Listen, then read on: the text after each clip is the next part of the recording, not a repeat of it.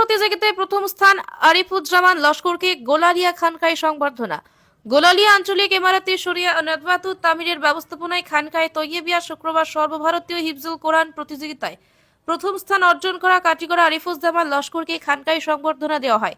সেই সঙ্গে মুম্বাইয়ে অনুষ্ঠিত অল ইন্ডিয়া মুসাবাকাতুল কোরআন প্রতিযোগিতায় তৃতীয় স্থান অর্জন করেছেন মেহেদি হাসান লস্কর। তাদের দুজনকে গামছা ও মোমেন্টো হাতে তুলে দেন উত্তর পূর্ব ভারতের আমিরে শরিয়াত মাওলানা ইউসুফ আলী সাহেব, প্রাক্তন বিধায়ক মাওলানা আতাউর রহমান মাঝার ভুইয়া। উল্লেখ্য, সম্প্রতি কলকাতায় অনুষ্ঠিত হয় সর্বধর্ম ভারতীয় হিফজুল কোরআন প্রতিযোগিতা। এতে অংশ নিয়ে প্রথম স্থান অর্জন করে কাটিগড়া রহমানিয়া হাফিজিয়া মাদ্রাসার ছাত্র হাফিজ আরিফুজ্জামান লস্কর।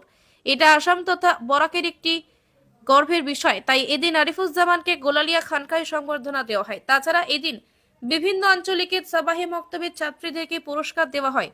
এদিন অন্যান্যদের মধ্যে উপস্থিত ছিলেন খানকার সভাপতি মাওলানা সোহেল আহমেদ মজুমদার, খানকা কমিটির সাধারণ সম্পাদক মাওলানা ফয়েজ আহমেদ লস্কর, গোলালিয়া আঞ্চলিক কাজিয়ে শরিয়াত মাওলানা আনোয়ার হোসেন লস্কর, জেলা নাদওয়ার সম্পাদক মাওলানা কামরুল ইসলাম বড়ভূইয়া, জেলা নাদওয়ার সাধারণ সম্পাদক মাওলানা হিফজুর রহমান মজুমদার, প্রাক্তন এবি সদস্য আব্দুল মুনিম বড়ভূইয়া, ফরিজ উদ্দিন লস্কর, বিশিষ্ট সমাজসেবী শরীফ আহমেদ লস্কর, ইউসুফ আলী লস্কর, ফখরুল ইসলাম লস্কর প্রমুখ। হাইলাকান্দি থেকে রাহাতুল আক্তার বড়ভূইয়া।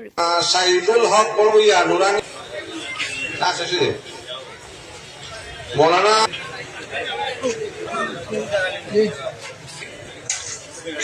দিল কাপে মোস্তফা আহমদ